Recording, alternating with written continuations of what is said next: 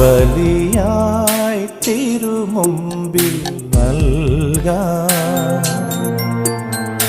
അടിയന്റെ അനുതാപഗാനം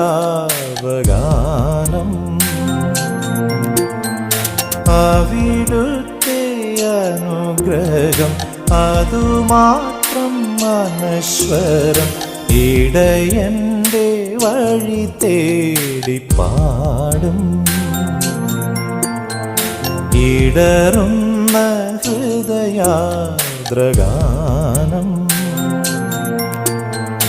അവിടുത്തെ